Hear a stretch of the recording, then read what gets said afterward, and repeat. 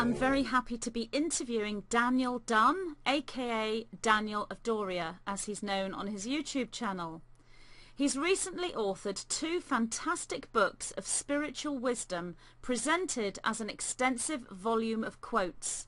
Book 1 is Raising Eden, Wisdom of the Eternal, and Book 2 is Raising Eden, Volume 2, Wisdom of the Singular Truth. I hope you enjoy our discussion as much as I did. Hi Daniel, thank you very much for agreeing to be interviewed today by me for my YouTube channel. Very pleased. And we can put this interview up on your YouTube channel as well if you like. So thank you. Yep, that's great. Yeah, we'll do as well. You know, I've been looking forward to speaking to you for like 10 years, you know, since 2008 when we first got to know each other and stuff. That's right, yeah, it was 2008 and we both got online around the same time, and I think you were one of the first people I connected with online, I think, that was in the sort of spiritual alternative thinking movement, and we shared a few emails and chats, and we've kind of been in contact on and off ever since then, really, haven't we? Yeah, it's been you know, amazing really, you know, after, you know, all them years. And, you know, even sometimes not speaking to each other for like months at a time, sometimes you know, we end up doing the exact same things at the same time, you know. Yeah, exactly. And we've both just released books pretty much at identical times as well. Although you've beat me to the finishing post with book 2. I'm still writing book 2. Yeah, I mean, you was ahead of me though for book 1, because like I think I finished mine a few weeks after yours, but I didn't know anything about yours, so you know, it was even funnier to me. Yeah, no, I didn't know you'd written a book either, so synchronicity. So but obviously I don't know anything about you and how you kind of got started, so what I'd like to ask you is, when you first made your YouTube channel, which I think was around the same time as me, 2008, what was your reason for making the YouTube channel? Did you have it all planned out, what you wanted to do? Had you been thinking this way for a long time, you know, since childhood, or did this kind of all just happen? How did it get started? Well, actually, yeah, I did actually have it all planned out, you know, from when I started the first channel. You know, I got to about 5,000 subscribers, and, you know, it's from like 2006 where I really got onto YouTube. And then I spent just 2 years just soaking up, you know, everything I could upon every subject, because you know how it is, you know, one video leads to another one, and you're just soaking everything up like a sponge. So, you know, I did that for a few years, and then after that, I just basically thought, you know, I have enough knowledge now to basically be able to do my own, you know, stuff. So that's when I decided to do the channel. And then after I did the channel, I decided that I wanted to really, you know, just cut out all of the BS on all of the other people's channels and stuff, and just really just focus on, you know, the wisdom and, you know, self-empowerment, you know, like the really empowering practical information, you know, people can use to, you know, become a lot more powerful and stronger, you know, in themselves, you know, and certain. And basically, you know, from a young age, I've always, you know, been spiritual anyway, you know, from a very young age, and I've just always, as I've gone along, just like grown, and I've always been led to the next part of the journey by actually taking the journey, because, you know, that's how it works. You've got to jump in before you actually get the rewards and, you know, get to where you're supposed to be going. You know, you can't just like come up with, you know, a full plan. I know I had like a little bit of a plan, but it was like more of like a context of what I wanted to do, and all the details are filled in as you go ahead, you know, through time and stuff. You know, they're all revealed to you, and you know, that's kind of how I write as well. You know, when I'm writing, I do it from a higher place, you know, in myself, and you know, basically I put in as less mind as possible, you know, into everything I do, and as much heart and soul into everything, you know. So you know, that's kind of how I do things. But yeah, I've kind of always been this way though, to be honest with you. I've just refined it more, you know, as I've gone along, you know, through the months and years and stuff. So yeah. Wow. Well, you're reading my mind here, because you've just answered the next two questions I was going to ask you, which is, were you like this as a child?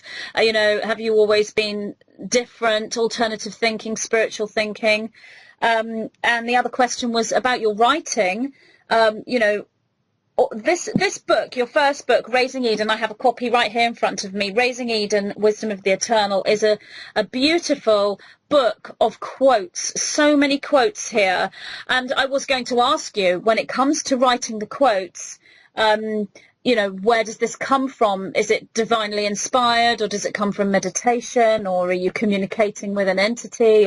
But you've answered that question, so that's fantastic. When you wrote this book, presenting it as a book of quotes, did you realise when you wrote this that this is a perfect book, the way that it's presented, it's a perfect book to use as bibliomancy? You know, utilising synchronicity in the same way that you would use an oracle deck, or even a tarot deck. You can just sort of flip through the book and ask a question in your mind, if you like, or focus on an intention, or simply just be open to receive whatever information you need to receive. And instead of pulling a card from an oracle deck, you flip through the book and open at the page that's right for you. Did you realise your book would be so perfect for that? Well, actually, like, you know, I use it, and, you know, I flip through the actual thing myself sometimes. And I remember actually reading the entire book after it'd been published for the first time. Like, I was outside, just sat in, you know, nature in this field, you know, because I live in the countryside in a cottage at the moment, and I'm just surrounded by, you know, nature and stuff. And that's where I've actually wrote these two books. But it's, I have thought that, you know, in the future, I may, you know, start releasing them onto tarot cards and stuff, all of the quotes and everything in sets and things. And also just even like an app on a mobile phone or something, you know, so people can use, you know, like daily inspiration, you know, as they do the day and stuff, to inspire them and just motivate them. But, yeah, I mean, it has like multiple uses, because everything I create is, I always base it on, like Bruce Lee said, you know, be water. So it's, you know, all my work's very fluid in its structure, so it can adapt and, you know, can mould into many different forms and be used for many different things, you know. Yeah, wow, absolutely. I mean, you can use this book in the way that I said, for bibliomancy, or read it right through for, you know, inspiration, as you say. But that would be a really good idea, the oracle cards, tarot cards, or an app, so that you could use that for the same thing. And that's how I've been reading it. I've been, you know, flicking through and using it for bibliomancy, and you know, working with synchronicity for it. So, looking at your YouTube channel, when you first started your YouTube channel, and the quotes obviously started coming in pretty much, you know, not too long after you started your channel, you started to bring these quotes in that were coming in from you that were in alignment with the videos you were releasing. Did you intend for that to be a book then, or did that just happen as you started to bring so many quotes through? Well, I was like, I was the same as you, because you always wanted to do a book, didn't you, from when you was a lot younger and stuff. Yeah. And, you know, you finally managed to do it. I wanted to do a book from like 2008, because I started to realise that I had all this, you know, profound, you know, knowledge.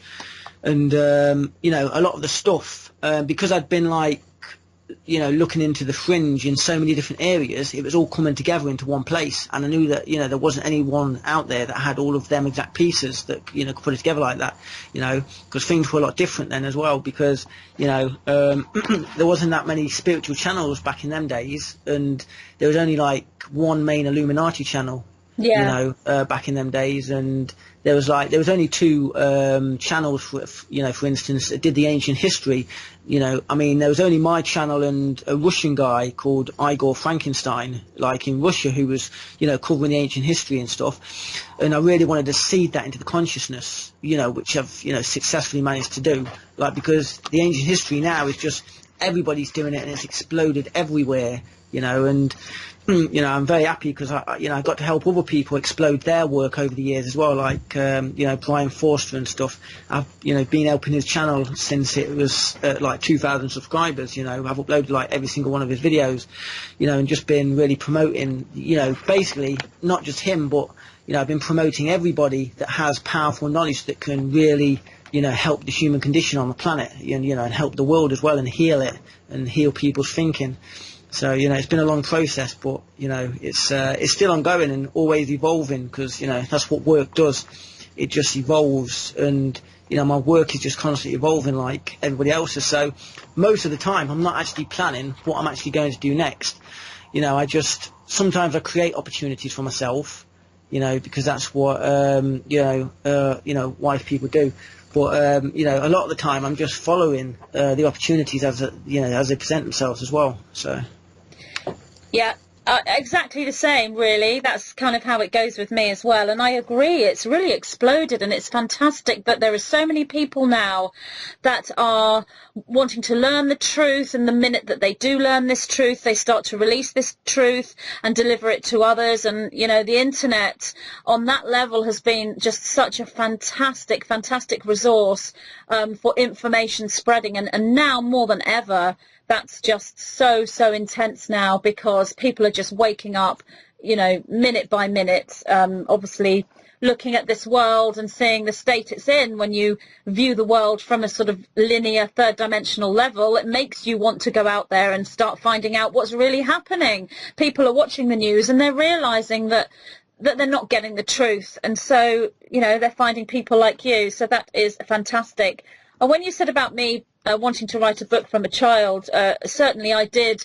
When I got to about my late teens, early 20s, I was reading kind of romance novels, Mills and Boon, that sort of thing. So I presumed this book that I would write would be a romance book, and I even tried to write one, and it was appalling because I simply couldn't write at all. I had no idea that it would be sort of 30 years later that I would write something that's completely nothing to do whatsoever with romance, apart from the, you know, the twin flame energy kind of thing. But looking at your YouTube channel, I mean, it's fantastic. It's kind of like an online university for me, really, I feel, because there are so many different subjects there contained within one place.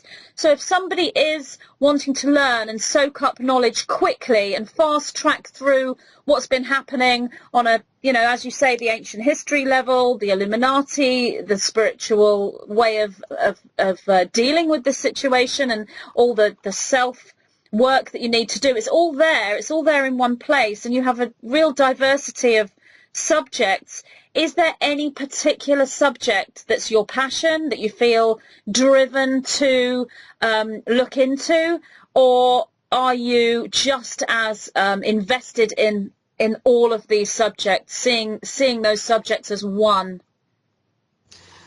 Well, I mean, the most important subject to me is just, you know, healing people's thinking and healing the earth. That's basically what I'm doing, and, you know, building spiritual communities all over the world, you know.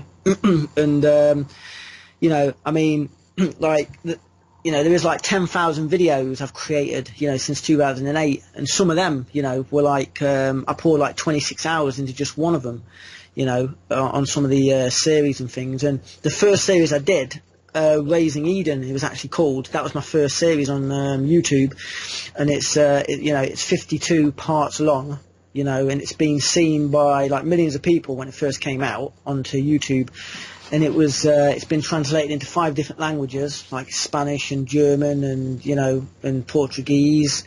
And that's one of the reasons why I actually released Raising Eden, the book, like now and stuff, because people were always asking me since 2011, because, you know, Raising Eden, the actual series on YouTube, took me 3 years to make it, all in all. Wow. You know, every week. And, you know, there was loads of people into that, but people, you know, they wanted more all this time. You know, it kept coming back, you know, I want some more Raising Eden. You know, it didn't matter how many other series I created after that, which I have been creating series up until the end of last year continuously, you know, like Transcendence and Singularity and Shadow Government and, you know, Ascendant, and, you know, there's so many different series that I've worked on up to this point that people, basically, it just like expands outwards in a spiral, you know, with more detail and more information. But if people really want to get like the whole thing all in one go, I compressed it all into the first book. You know, that was the purpose of the first book, really, to compress the last 10 years of all of that high wisdom about all of the different subjects, you know, from UFOs to Atlantis to self-empowerment and information that people can use practically and stuff. So there's everything in Raising Eden, the book, the first one, from, it covers love and creation, infinity, the beast system of Babylon, UFOs, Atlantis, ancient history. There's so much in this book that, people can just use it, and, it's just going to be a great benefit to anybody who reads it. There's not like a soul on earth who won't gain a lot of strength from, just receiving, what's in it. Yeah. So. I remember when Raising Eden first came out. I remember, when that first came out, and I remember your Raising Eden series on YouTube. So looking at the book, and it is a really, big, heavy book here, just full of all these quotes. And as you say, you can read it through in a linear sense, or you can dip in and out. So when you're writing the quotes through, was every quote from Raising Eden taken from the Raising Eden series, or did you write some extra ones for the book? Yeah, a lot of the things in there is not just from the Raising Eden series, it's from all of my series. I actually went through all of my entire work before I started on this, to also refresh my memory, to where, my own spirituality and, all that energy and, all the gifts that I'd received over the years and stuff. And, I wrote most of it from... Obviously, I had to change some of the wording slightly on a few different things, but most of it is like timeless wisdom. So I've, wrote it as it actually was received, in that way, because it could be used like 10 years ago. It can be used like thousands of years from now, and you wouldn't have to change the wording very much, really, on any of them. It can be used anywhere at any time, and that's the beauty of it, because it's a universal wisdom. It's not just an earthly wisdom, that's man-made or anything. It's, it's timeless and universal. It can be used in any place in, time, space, or within any dimension you want. Yeah, it's coming through from that 0 point, so there isn't anything, it's not going to go, go out of date. It's that 0 point energy. So when you brought the quotes through, you have sort of partly answered this question, but do you go into a sort of an altered state? Do you go into a trance? Do you meditate? Or does it just come to you? How does it feel? I mean, I'm wondering if it's kind of similar to how I pick up information from the Nine. Is this channeled, if you like? I know that word channeled doesn't always resonate with everyone, but looking at the book and looking at the energy here, it seems like it's that same inspired kind of place. Do you know what I mean? Yeah, I mean, all my quotes, like I says, I have this really nice giant blown up poster from one of the quotes, that I designed for the book and stuff, in my room, and it's always a reminder for me of where the actual wisdom comes from. And, the quote that's actually there is, as soon as you take the I out of the equation, the small you, it allows the greater you to emerge, basically. So, and if you look at my YouTube avatar, it's like a man standing in front of the inner, soul, and the sun, that actually represents the true me, whereas the smaller me, the human, little me or whatever, that's like the guy in front of the sun. Whereas in the world, you know, a lot of people probably see themselves as the person and not the actual soul in the background. Whereas for me, it's kind of, reversed, because the real me is actually, the formless, soul, that higher self, that soul point, the 0 point, everybody's a spiritual being having a human experience. They're not a human being having a spiritual experience. And as soon as you invert things like that to the true thing, it as soon as you establish a relationship with your higher self, basically, because that's what you're doing, you can establish a relationship with your higher self. And, I've established one with myself every single day. I always take time out for myself every single day to, establish that connection with my higher self. So I'm not channeling other entities or other beings, like the collective 9 and stuff. I'm actually, into my higher self and, just streaming the energy from, the core that is me into, my human self. And that's where the wisdom and all of the quotes come from. And me being me, I don't just like sit down and write. It's only specific, times and places that it just spawned spontaneously, and it could be anywhere.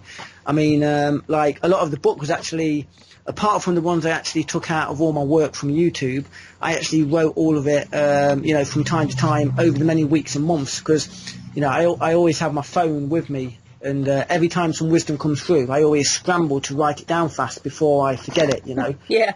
You know, so if anything useful comes through, I always just write it down, and then after a while, after many days and weeks and months have passed by, you've got like, you know, hundreds of pages of, you know, wisdom that people can really use. You know, and that's all come from, you know, the higher self, you know, that 0 point, you know, the true you know, the singular truth within, basically. Yeah, that greater aspect of you that is part of the all, that you can't really give a name to. And it's the same with me. I've got my phone with me all the time, and something will just come through.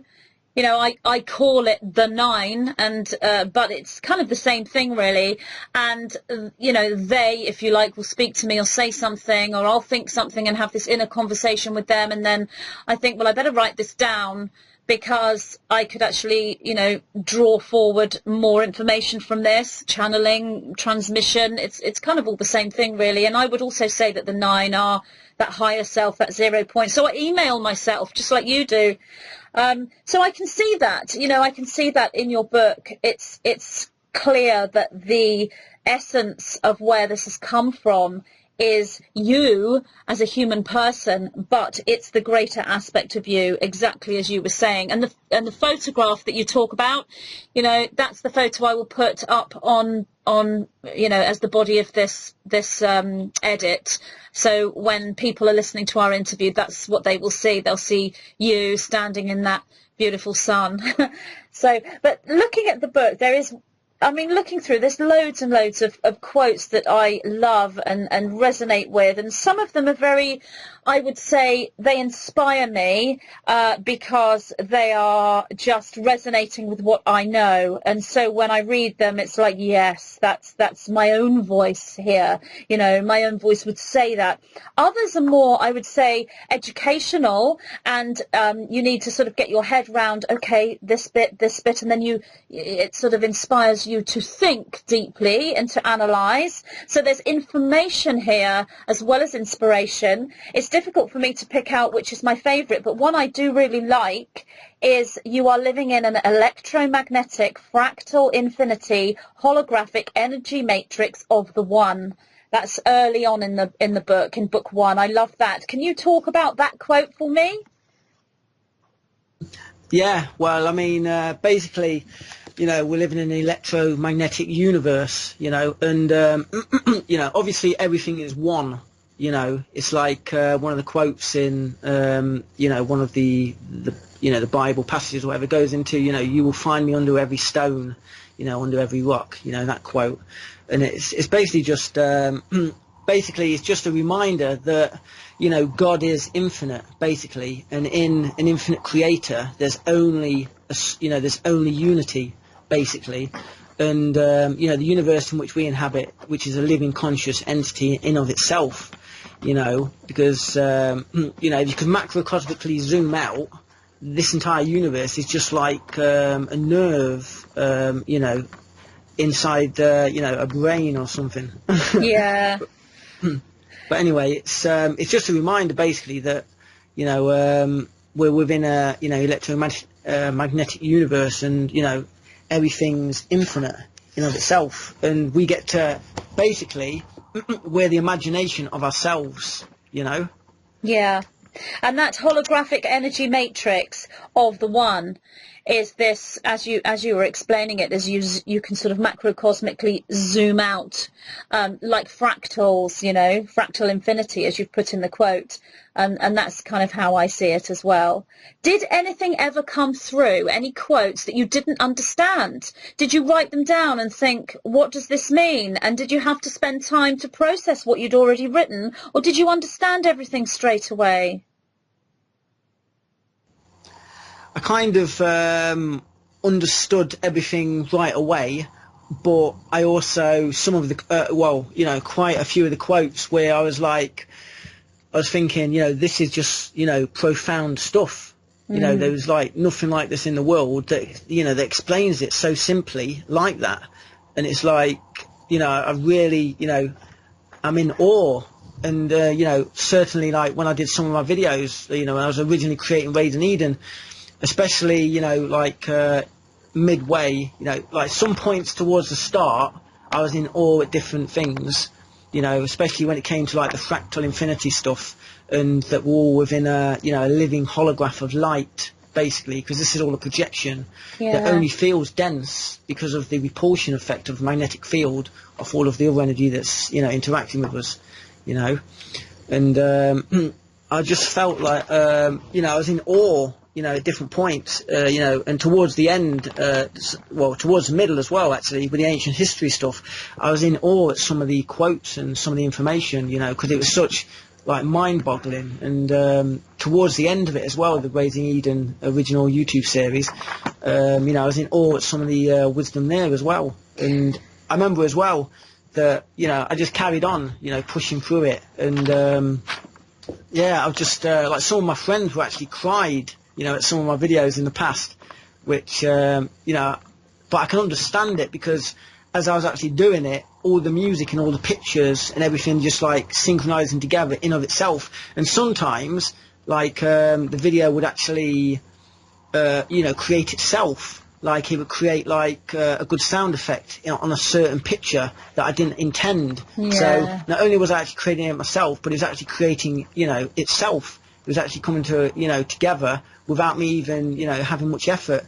And that's just the same as, you know, all of my work, really. It just like, it creates itself. All I do is just make sure I'm at the right place at the right time, and I'm just open as well, because that's the most important thing. You just got to be open to, you know, be receptive. You know, that's the biggest thing, because, you know, the universe is information, and, you know, a human being in of themselves is like a receptor for information. You know, that's why we're called with hair and stuff, and that's why we're water as well, because, you know, the water allows all that information to come through without distortion and without slowdown, you know, in space or time or anything.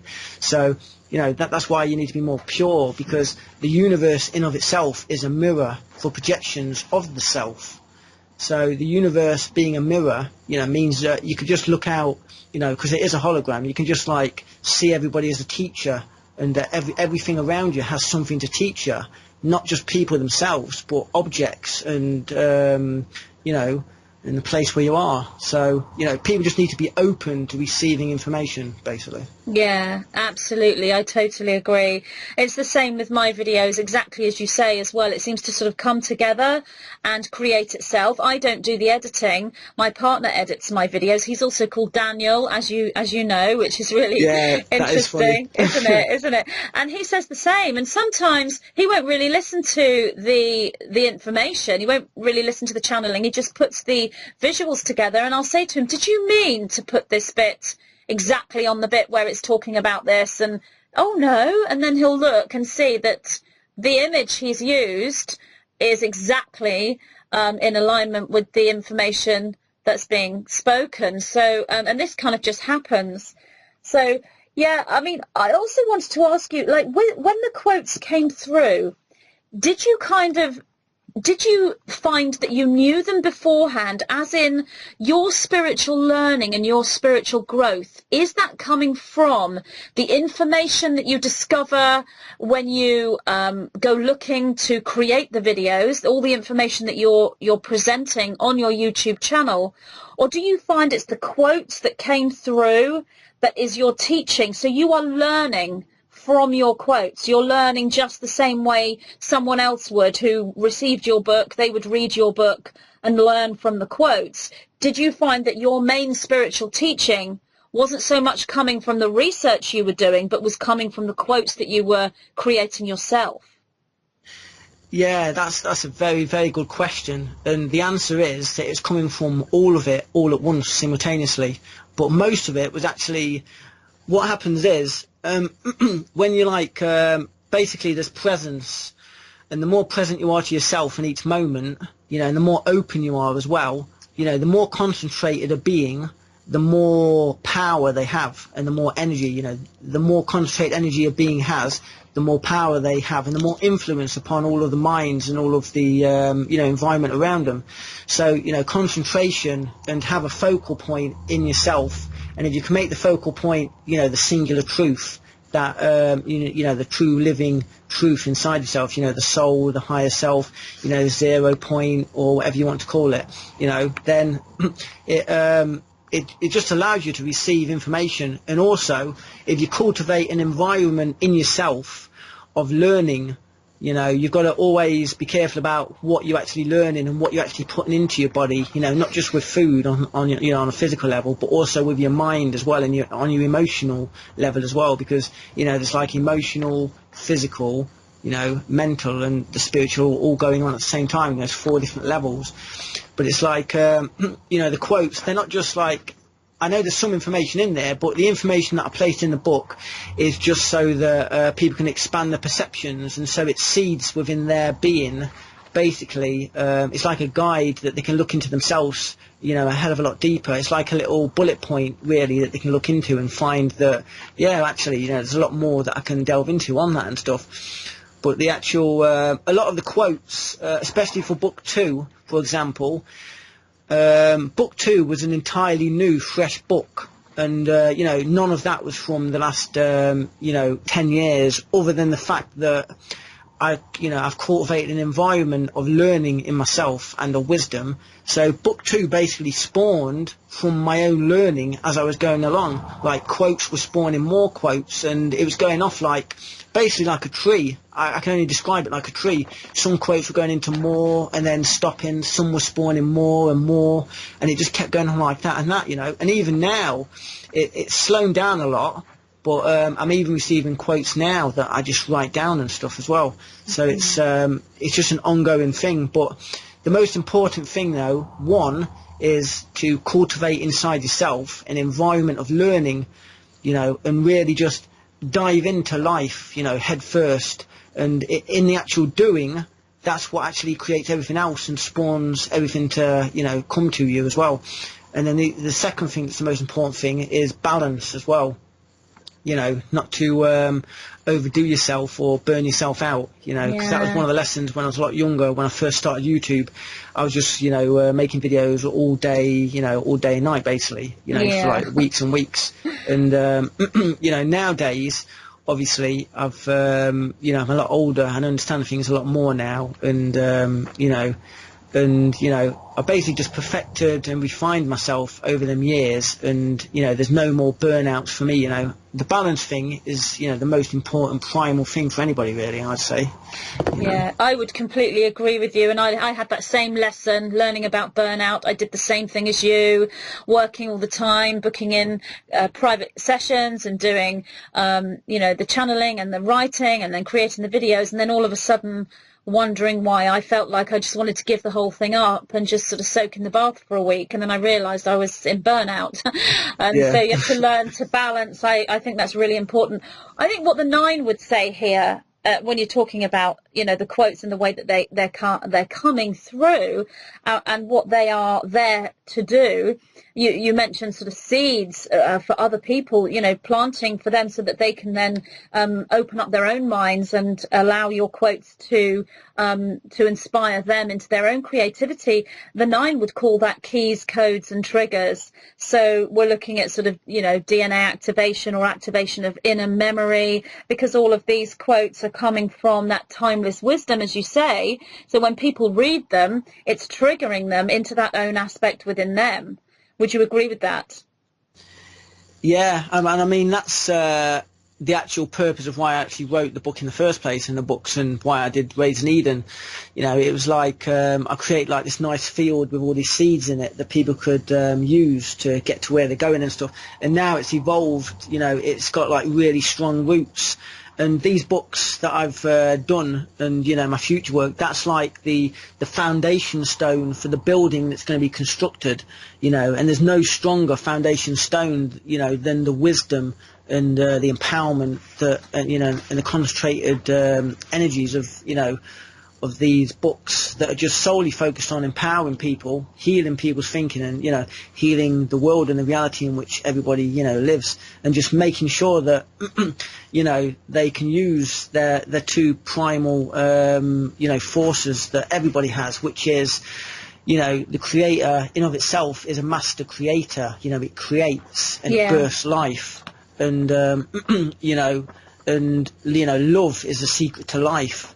So the two forces that people have are creation and the creational ability, that can be, there's no limit on it really, because, the whole is contained within every single part, and that's what a hologram is. It contains the information of the whole within every single part. So it's like everybody's in the ocean, but, a drop within the ocean, but they also contain the ocean within each little drop of themselves as well, because you've got access to everything, and in stillness, in meditation, which I do every day and every single hour as well, I do it.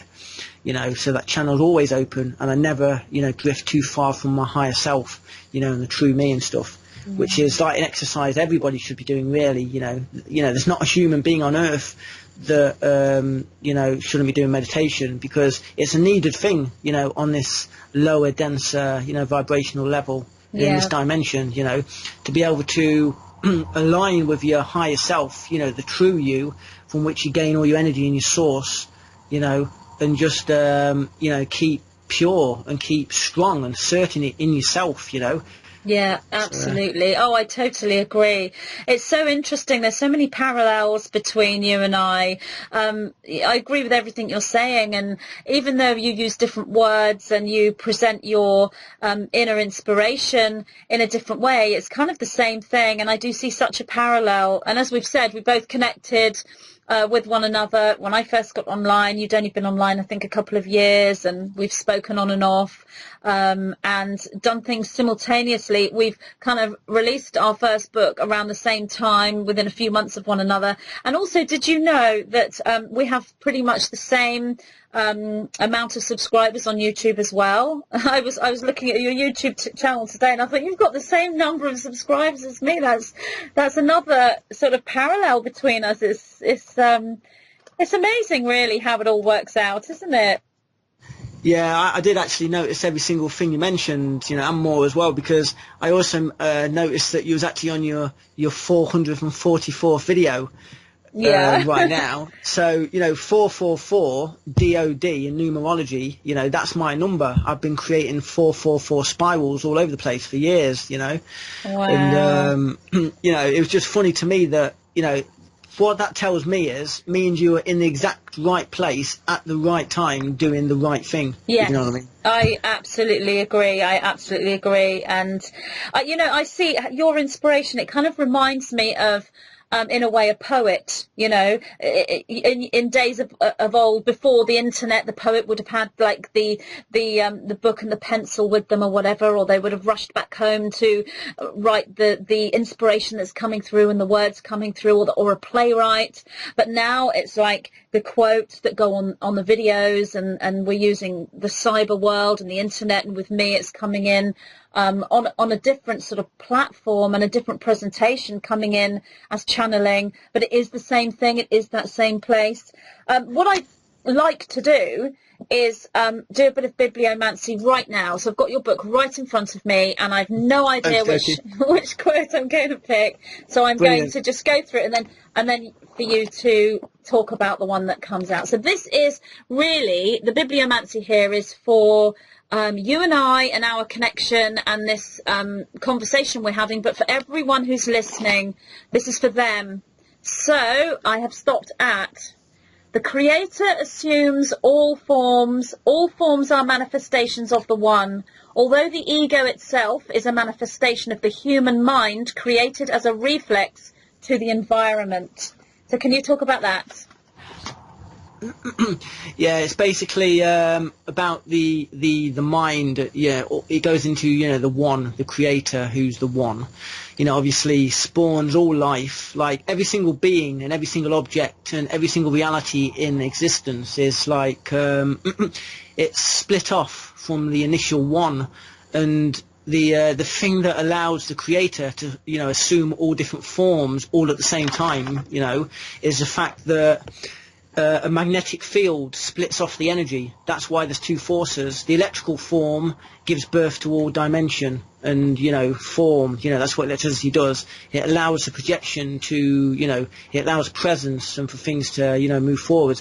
Whereas the magnetic field, it basically creates a veil between all the omnipresent worlds and realities and dimensions, and also all the objects within, a creation.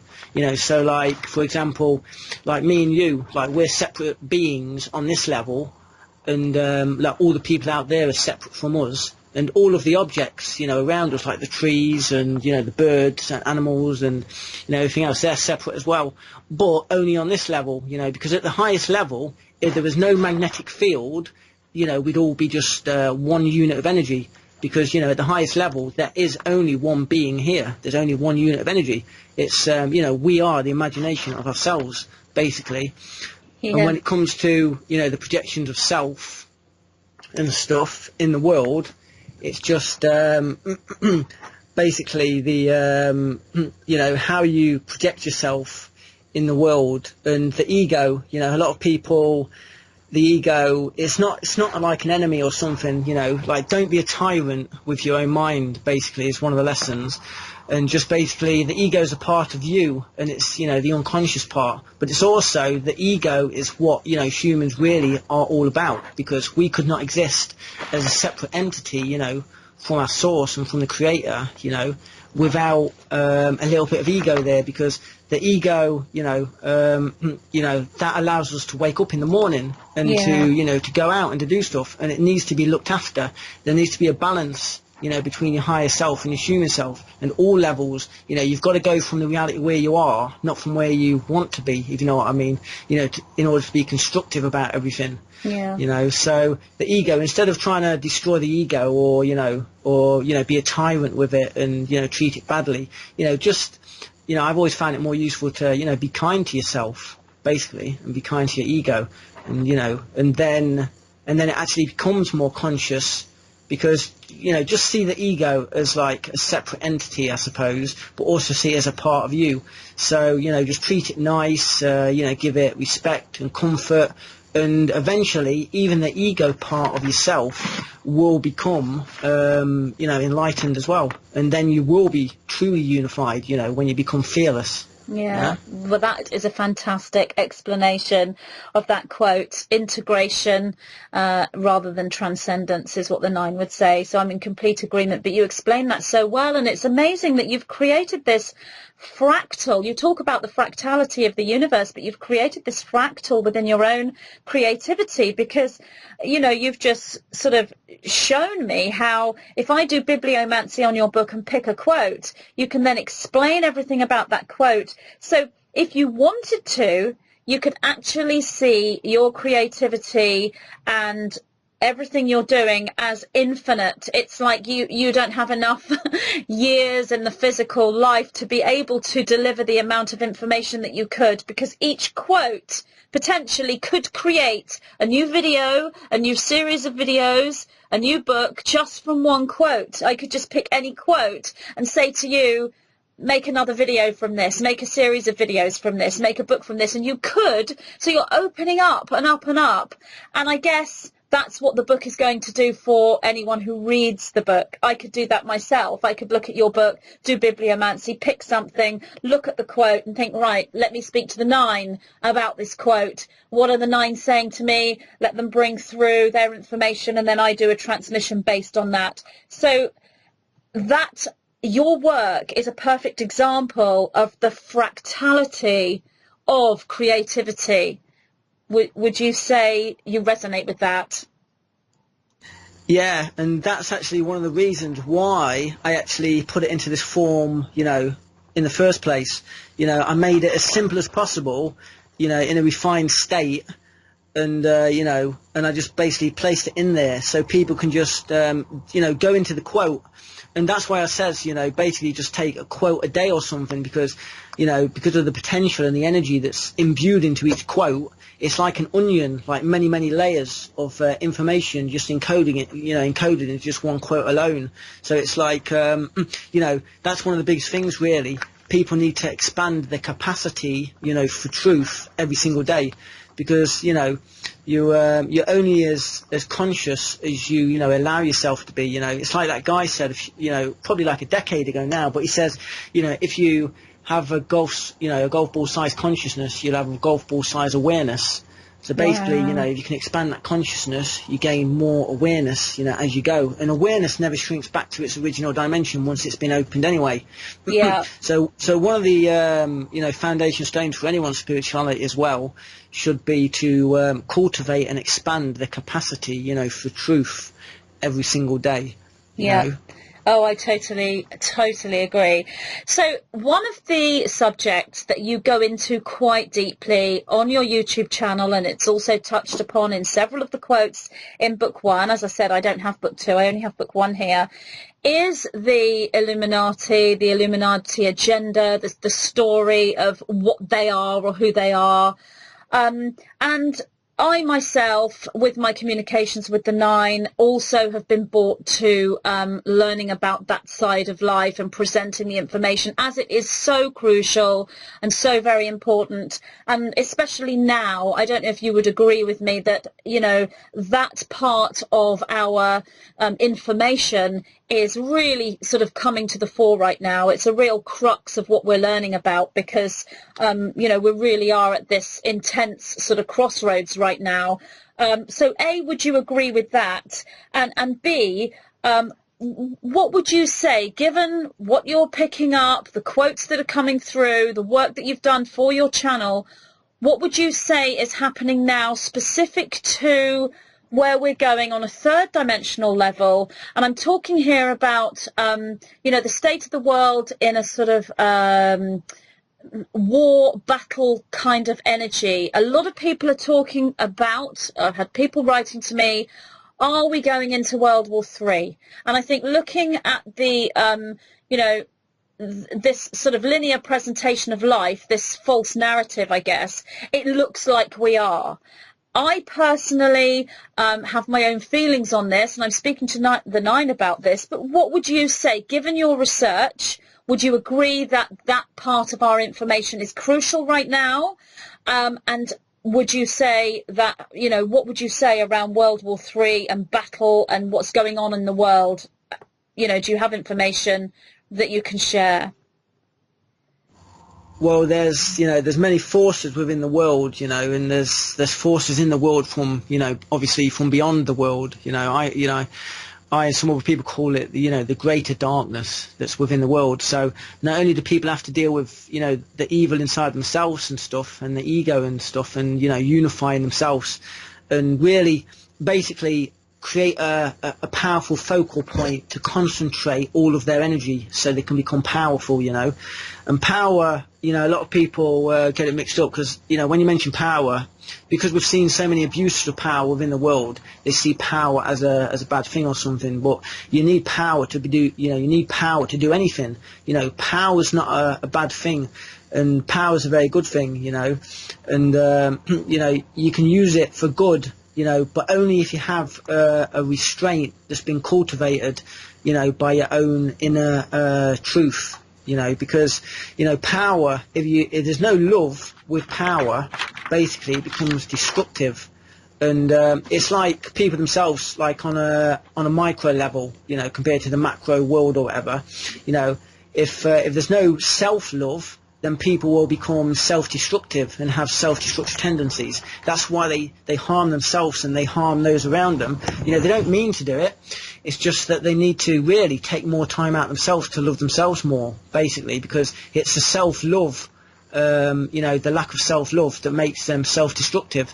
So on a wider scale, you can also say for the human race that, you know, a lack of love on a wider scale will also lead to the same results.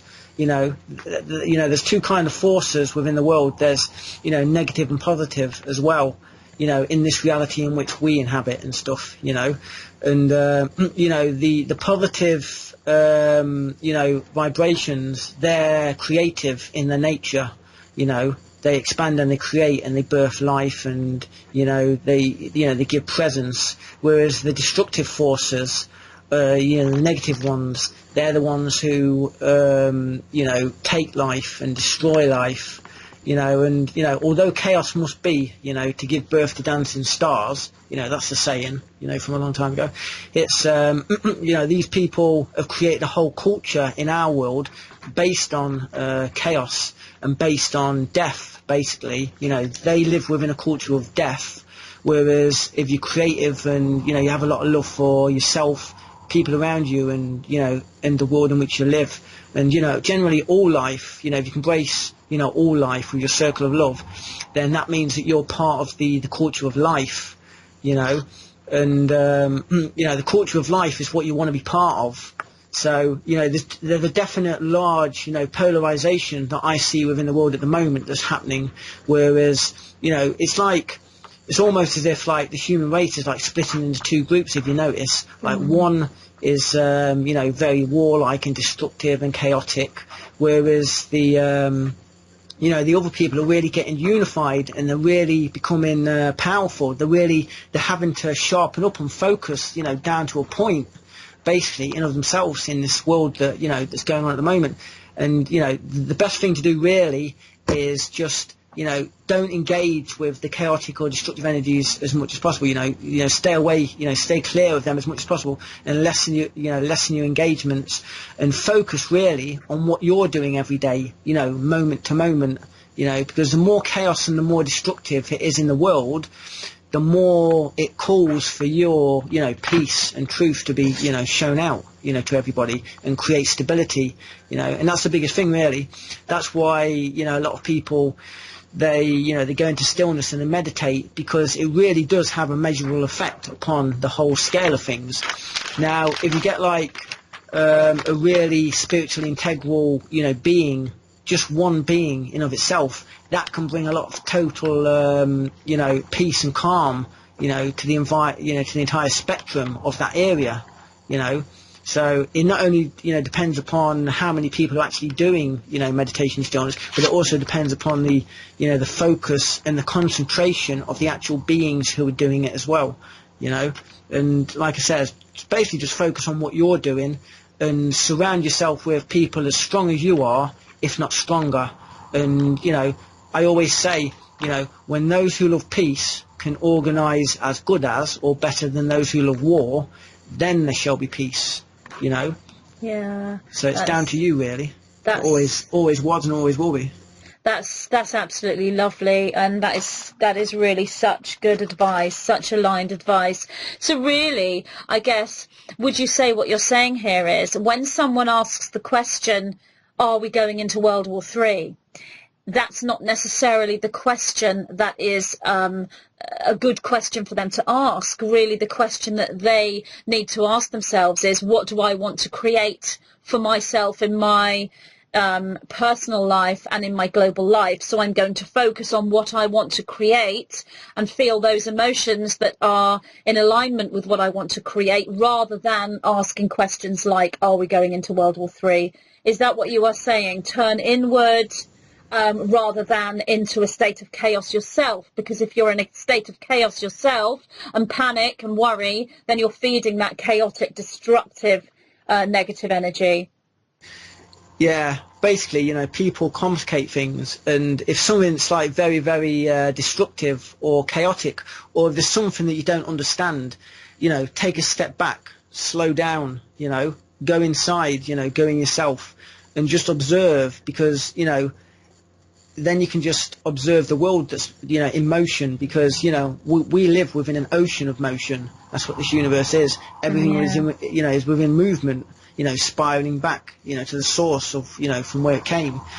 And basically just, you know, don't get caught up in other people's struggles, you know, don't get caught up in other people's chaos, you know, because you can take a higher, you know, ground in yourself. You know, that's what people who are aligned with the higher self do. You know, they're taking up higher ground in themselves first before they even attempt to create, you know, the stability on the outside and stuff. Yeah. And, you know, that's basically what they need to do, you know. Just don't engage with the chaos, because, you know, it's your choice as a creator what you want to create. And also, if you're not creating, somebody else is doing it for you, you know. And that's one of the reasons, you know, just like I've put in, you know, all these seeds of wisdom in this book, in media, and in film and movies and all the other social platforms. If you notice, the elite they're always telling you what they're going to do beforehand, and they're always planting seeded ideas into the culture and into society and stuff ahead of time, because they know that everybody's creators, so they're trying to hijack the creation for them.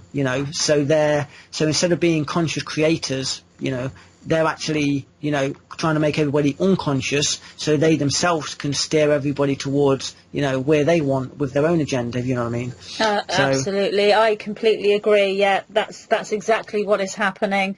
So they are, rather than hijacking our reality, they are leading us into a situation where we make ourselves vulnerable to hijacking our own reality. We're actually doing it ourselves. It's not as if someone else is doing it to us. They're creating an environment where they control us because we're actually doing this to ourselves. Also, I would say, is that the same thing, would you say, through the work that you've done, the research you've done, the quotes that you've brought out, would you say that there are different timelines here, and so your own way of thinking and your own emotional makeup would actually create a different timeline for you? So the individuals that do move into a chaotic energy where they are worrying about what's going to happen, where they're allowing their creative ability to be hijacked, are they going to experience a more destructive timeline as a match to that? And those individuals that are in a state of peace, in a state of love, who are becoming sovereign and powerful, and who are not putting themselves into situations where their creativity can be hijacked, are they going to create a timeline for themselves where things are more peaceful and they avoid that destructive timeline? Well, all time is, simultaneous. It's all, it's all occurring at the same time. Even before God, the Creator, created, all universes, in the multiverse and, all dimensions, there was, it was already, finished unto itself. Time itself is, is a series of pictures, basically, that's slowed down by the magnetic field, like glue. The magnetic field slows down the manifestations and the projections of the energy, and, creates time, and births us into time, as a being. Because, while we're within form, in beingness, as a separate entity, as a perceived separation from the Creator, we can only exist in time, in a certain place, at a certain time, in form. If we're not in form, we don't have to obviously exist in time anymore. But while we're in form, that's what we are, And the timeline thing is funny, because I always, say that, in order for something to exist, something has to be open to the possibility of its own existence, So one of the reasons why everybody is here today is because they dreamt themselves into being. It's the same with this world as well. So, there's no limit on what a person can dream or bring into creation, because everybody themselves is, a dreamer, and the entire reality is built from consciousness. All of this is just a thought, in the mind of, the Creator, basically. So, any timeline can exist, but moment to moment, if people want to be more positive, that's their choice, isn't it? They can be as positive as they want, from moment to moment and stuff, or they can be as negative as they want. But it's like an individual choice, rather than a collective thing at the moment, because obviously the world is, is controlled by, money at the moment, which is printed out of thin air by a group of people, who we don't even know who they are. And, the only thing that's holding the world together at this point really is belief, the belief that the money actually has some value, when it doesn't, it's printed out of thin air, so people really, like I said, it just comes back to that same thing again. Just focus in on themselves, and be strong in of themselves, and just take time out for themselves every day. And it doesn't matter, what timeline you're on. We are all in this timeline together, and there's no escaping where we are at the moment. So we might as well just become as powerful and strong as possible in ourselves on all levels, and then just learn to say no as well. If there's anybody trying to corrupt you, or take you off the path from which you're on, then just learn to say no. Put your foot down straight away. Don't even allow a space for any distortion or anything to exist like that, because it's the space that people try to create in beings and stuff that allows an attachment onto that being, that binds to them. That's why it's called an attachment or bind, because it actually does bind onto that person on a certain level. So people just need to be able to take more time to focus on themselves and strengthen themselves, and just basically methodically, like you could just make a list and go through different parts, like your emotions and your thoughts. Have they been positive that day? Have you been in control of your emotions? And make sure that instead of your emotions and your thoughts directing you, you're directing your thoughts and your emotion. Yeah. Wow, that's fantastic. That's such good advice. Could you talk a bit about book 2? I know you've mentioned it and you're saying it's not really come from the YouTube work that you've done, but this is more organic. And in what way does it differ to book 1, or is it a sort of a carry on from book 1? Does it have is there something different about it? Is there a different sort of energy with book 2? Can you talk about book 2? Yeah, there's book 1, like I said, was a compressed book of the last 10 years. It's like a decade of work compressed into one book, and obviously I had to set a larger context in book 1, so that's why I covered everything, and I made sure that I covered all of the important things, like Atlantis and ancient history, and I delved into them loads, and UFOs and creation and love and infinity and fractal infinity and stuff. But in this one, it's more of actual powerful practical quotes of wisdom that people can use every day to empower themselves, on a day-to-day basis and hour to hour and stuff. And it's got a lot of spiritual foundational pillars in there that a lot of them as well aren't widely used yet within spirituality. Like there's bits and bobs everywhere, but I wanted to create it all in one place for people. So like one of the first page in book 2, which is Raising Eden Volume 2, Wisdom of the Singular Truth, that's the second book. The first quote, which I wanted people to become, I put the most important things at the start of the book, like I did with book 1. I made sure that be love, that famous quote that everybody's using now.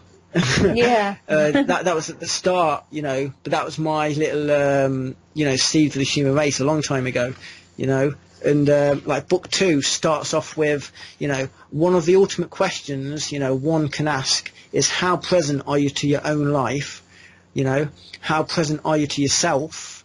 For everything comes down to this, and this is ultimately what separates all of humanity. So basically, presence, everything is about presence. How present are you to, this moment even? How present are you to yourself? Because, if you're not present to yourself, how are you going to be able to give any presence to anybody else around you, or life, or the environment, or the place in which you are, or whatever? So, concentration is power within a being. So, basically just be as present to yourself as you can, Yeah. Wow. Well, will there be a book 3? Well, I actually don't know, because I never plan ahead or know what I'm doing.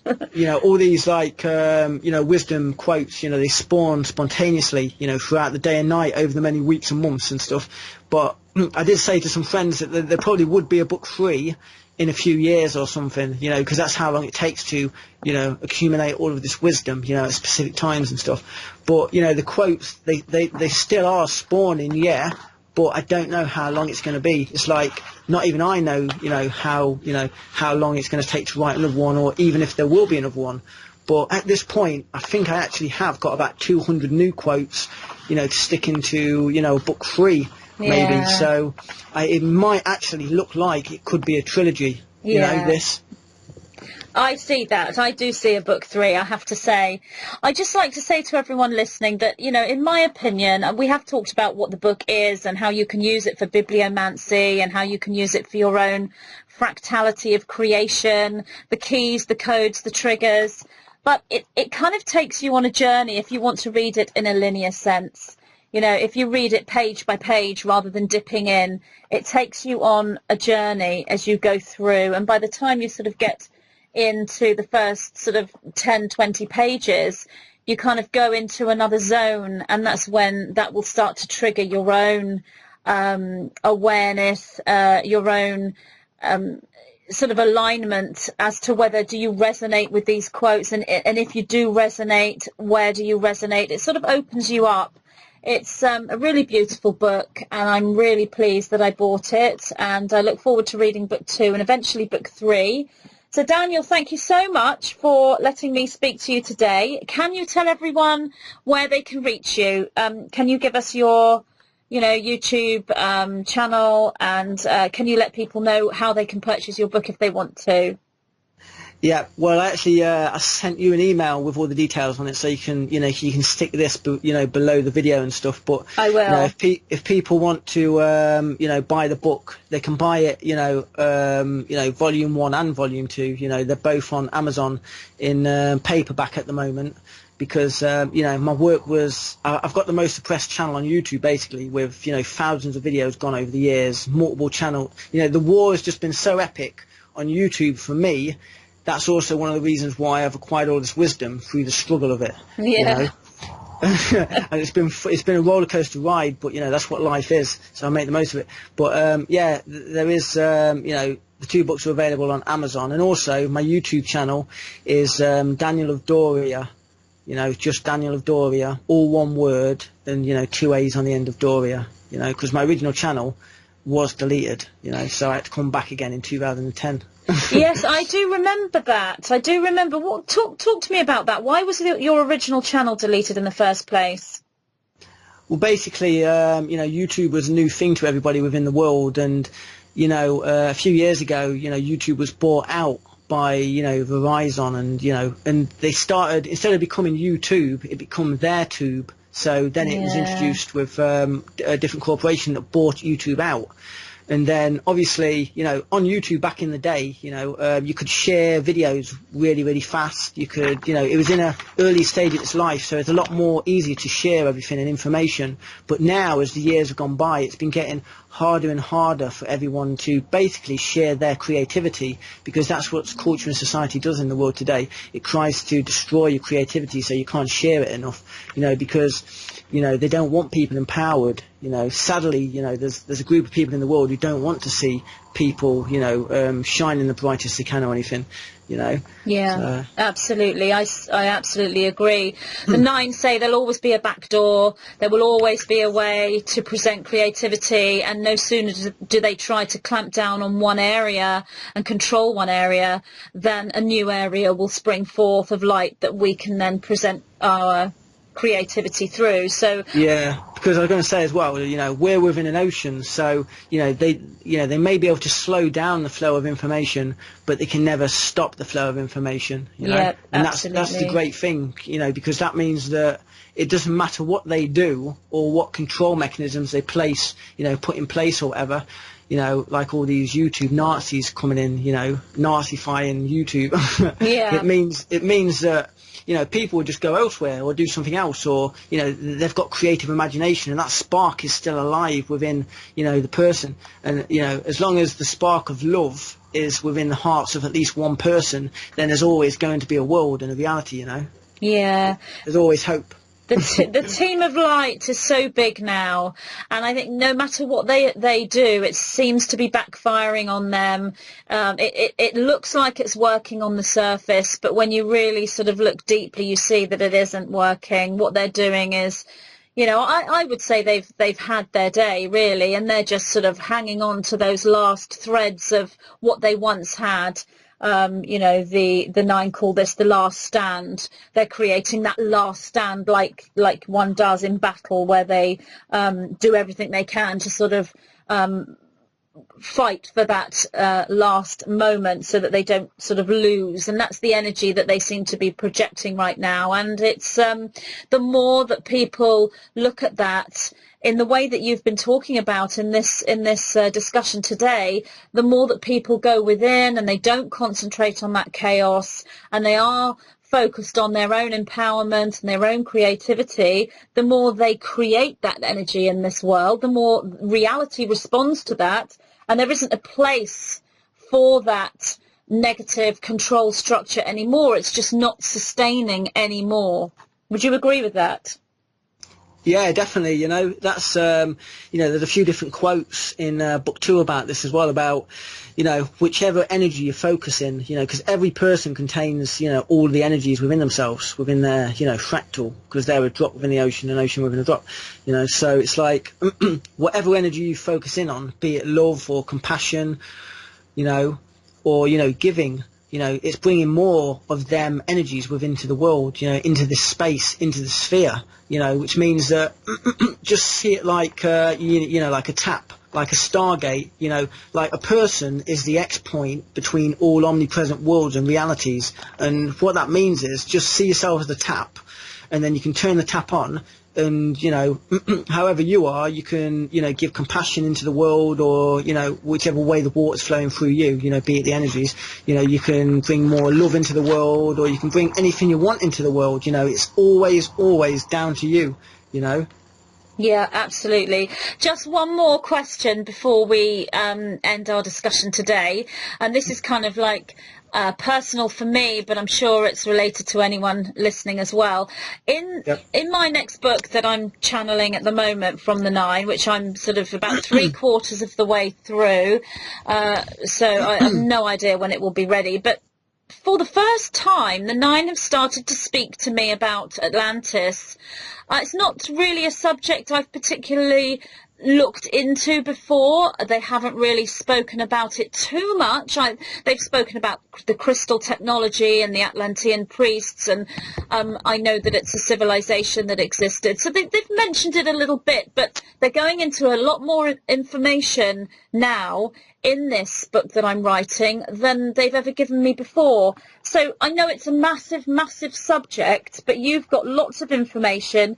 Can you sort of condense that somewhat and tell me, as a complete novice in this subject, really, what's the story with Atlantis and how is it related to now? Because this is what the 9 are saying. It's so important to kind of remember, if you like, because it's related to now. Does that make sense to you? Yeah. It's, well, basically, only take from the past what doesn't burden you in the present, and only take from the past that which you can use in the present as well, so it's like, if you don't learn from something in the past, obviously you're just going to keep repeating the same cycle again and again and again. But it's also, in a sense, what happened to Atlantis was they were unified in themselves up to a certain point. But then, the ego started, people started basically, what ego means is, it basically takes over the person's actions, whereas everybody, if you're in the heart, in higher ground in yourself, coming from the point of the singular truth inside yourself, in your soul, you basically, everything's truthful and pure and honest, and it's not corrupted in the slightest, and it never would be. But the people in Atlantis, they started becoming corrupted and out of relationship with the higher self, and they started thinking from the lower parts of themselves instead of the higher ones, so they started thinking from the human mind, as opposed to, the heart. And sadly, they just were finding more and more ways to be able to, tap into the power, because Atlantis was searching. They were searching for the sound of unity, that binded all things, and they kept delving into it. And they were doing all kinds of high-tech experiments, like merging energy fields into one another. That is to be able to have technology that merges, like say my laptop with a TV and make it into one being or something. And that's where all the archon beings come from, because an archon, you know, is a being, whereas two beings have come together into one body, if you know what I mean. So basically they were messing around with creation, but not doing it from a place of love and you know, a higher self, but doing it from a place of ego and wanting to weaponize it and stuff, just like today.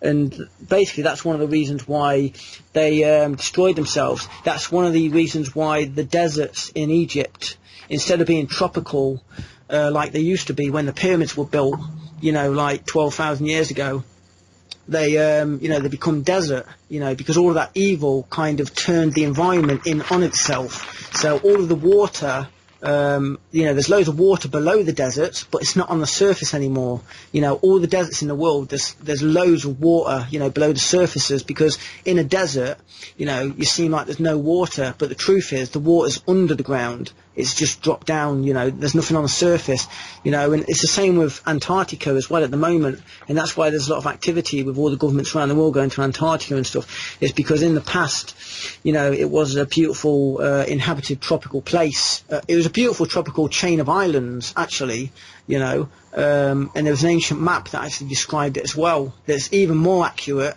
and it was made thousands of years ago than the maps are today. In fact, I actually think they use that map today, but it shows Antarctica as it was, and it was like a beautiful chain of islands without no ice there or anything. And recently it's just started to like melt and stuff, so there's been all kinds of things that have been found there, like pyramids and, you know, castles and stuff even. And you know, I mean, the entire globe is just full of cavern systems anyway that the ancients built, but all the governments of the world have been adding to it over the years and stuff. But it's a bit sad to me though, because, you know, there's a lot of occultists within the world that, you know, they know what happened to Atlantis, but they're trying to rebuild Atlantis. But the problem is they're building something from a bad seed. So, you know, if they tried to recreate Atlantis, Atlantis failed, so it wasn't a good seed. So why would you take something out of the same box, if you know what I mean, and try to plant it again? You know, it's just going to destroy itself again. But, you know, I mean, the only thing we can do basically is, you know, focus, you know, on ourselves, you know, surround ourselves with people as strong or stronger than we are, and just learn and just organise, you know, and just, you know, basically just be love, you know. That's the answer to everything, you know, love conquers all. Yeah. So. That's fantastic. Can you recommend to people who want to sort of go out there and learn about all these things, all these different subjects that you have on your YouTube channel and that your quotes relate to in your books? Do you have any specific individuals that you can recommend that you would say are really good quality, truthful research? For example, let's say someone like Graham Hancock, who does a lot, who's written, you know, a lot of material relating to, you know, ancient technologies and ancient civilizations. Who are your favourites that you would recommend? Well, my favourites, one of them's actually you. So, bless you know, you. that's okay. Aren't you lovely? Yeah, because like you says, you know, and pointed out earlier, there's a lot of strands of our energies are actually the same anyway for some reason. It's like strands that stretch, you know, through years and years and, you know, of time. And it's amazing that's why we're like linked through time and space for some reason, and we keep doing the same things at the same, you know, anchor points in space-time. Absolutely. You know, at node points. Yeah. Where are you in the UK? Well, I mean, I've lived all over the place. I lived in the east and the north and the south and the west, and I'm in the east again at the moment in Lincolnshire. Oh, right, you know, yeah. in the countryside. So all these books are being spawned in the English countryside, you know, in a nice cottage surrounded by nature. Lovely. Yeah, well, I mean, I was going to say as well, my favourite people, apart from you, obviously, is Santos Benaki. Because, you know, he does the law stuff, he goes into the law and the history of, you know, the Vatican and the Jesuits, and he's got some good stuff on that, you know. Yeah. But, you know, as with anybody, don't take everything they've got, just take what's useful, you know, because ultimately, you know, nobody has all of the pieces, you know, everybody's a guide. Exactly. So, you know, in some things you've got to give them the rein to, you know, do any ideas they want, you know, but definitely on the law stuff and the history of the Vatican, and, you know, Santos Benaki is one of the best, you know, best people there really. And then there's Michael Tsarian as well. I like Michael Tsarian because he goes into all the ancient history stuff as well, and Atlantis, but he also covers all of the psychological stuff and all the psychological aspects, and the ego and the shadow self and the mind. And he also covers a lot of the droidic ancient history, which is very important because everybody sees themselves as British and and the English, and that and that these people were wiping out and genociding people all over the world, and genociding all the Aboriginals and native tribes. But the first genocides didn't actually occur in America. It actually occurred within Europe, and there was massive genocide of the Druids, as all these evil people coming from Phoenicia. And then they set up, Venice, Venetian. They became Venetian. And then they set up, camps like they set up Rome and Paris and London and Scotland. And then they went from there. They were establishing themselves more and more into the territory, And we've basically, everybody within England and Britain, they've had their identity stolen. Everybody in Europe has had their identity stolen, and the tribes for which they're actually a part of. So that happened first, and then there was the Dark Ages, in which all of the history was stolen and the identity. That's when it happened. They say that the Dark Ages, nobody knows what happened, but what happened was these forces came in and they stole all of the history and were wiping out their identities and stuff. And then there was the witch hunts that the Vatican did with all of the the Inquisition of all of the free thinking women that they hunted down just because they were free thinking, basically. And basically it just went from there. They went into Australia and killed 80% of the Aboriginals. They went into America and doing the same there. And it's a non-stop progression, an intrusion, on all levels, in the most intimate and personal ways as well. And, it's just crazy. Wow. Oh my goodness, you are an absolute goldmine of information. You really are.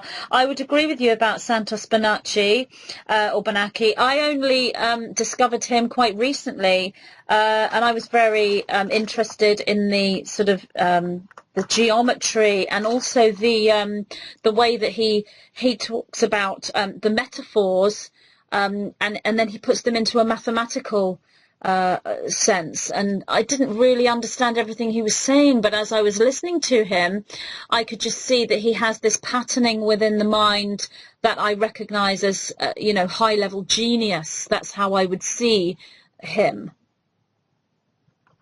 Yeah, I mean, Santos, he reads a lot of books, and, he also, creates a lot of music and stuff, which he shares with everybody, which is really, really good, and, music, everything is communication, everything is, symphony, of the creator, everything's in motion, in this universe and in flux, at different speeds and stuff. And I just think it's really important to cultivate, as Santos Bonacci does, in books and stuff, by reading a lot of books, basically cultivate an environment of growth and learning within yourself, like a positive, learning. And then you'll find that wisdom spawns of itself because of that. Because of the information, because it's like creating a space inside yourself, which is like a field, and then it's like watering the field with the right waters and stuff, and then it's bound to grow some plants in there. And it's the same with this. It's bound to grow some, plants that are information, that are like wisdom and, other things or ideas that you can use later on.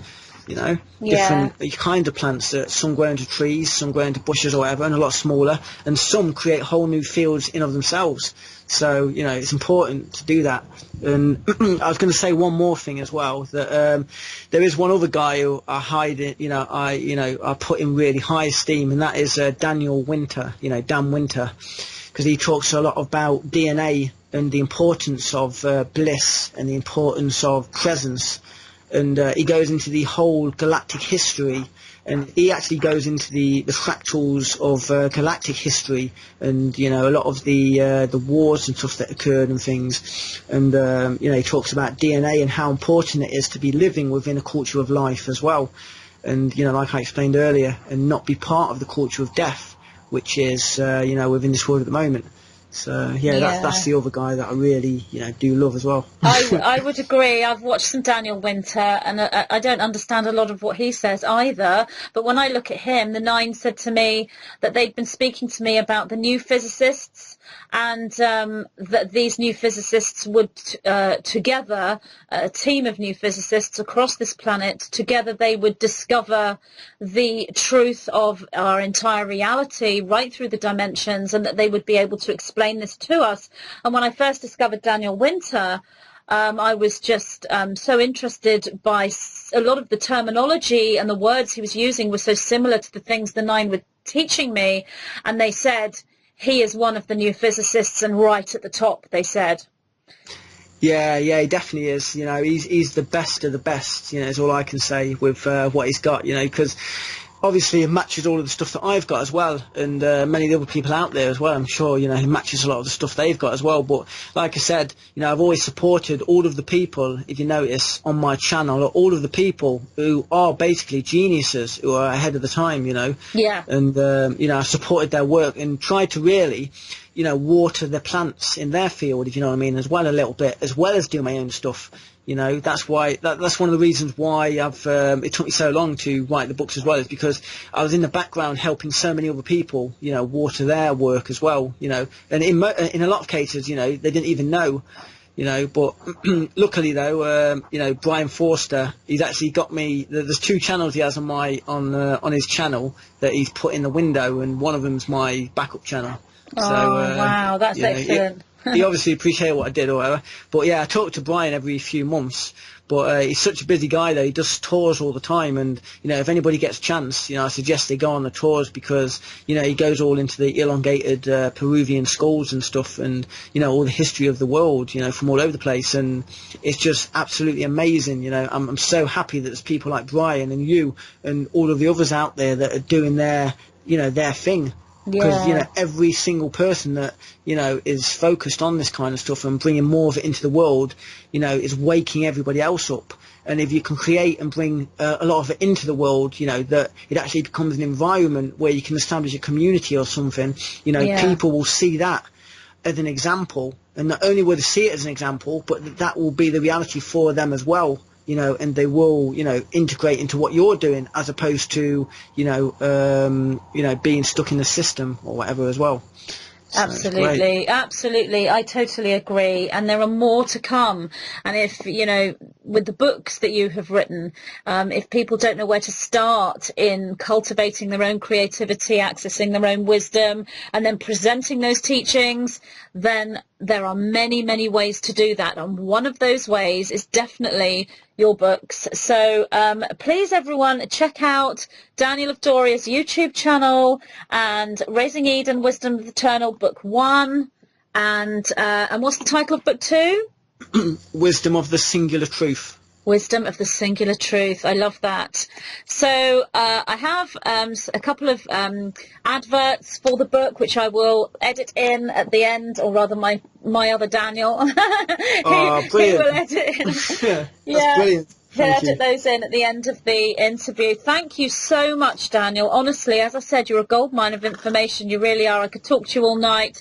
And it's been a long time. We've been talking about doing an interview for, I don't know, several years. I think it's been about 9 years, actually. Yeah, absolutely. So it's wonderful that it's, come together today. So it's great to connect with you. Great to sort of share your story on both of our YouTube channels, so you can say hello to all my subscribers that have never heard of you, and I'm telling them to go check you out, and I'm saying hello to all your subscribers that have never heard of me. Yep. Hi, everybody. Yeah, hi. So thank you so much, Daniel, and I'm sure at some point we'll come together again and do another discussion, update on what's going on, and perhaps we'll both have more information out there, more books, more videos, who knows. Yeah, definitely, and this time, make sure we don't leave it so long. Yeah, totally. All right, well, thank you very much, Daniel, and thank you, everyone, for listening. Bye. Bye-bye. Thank you.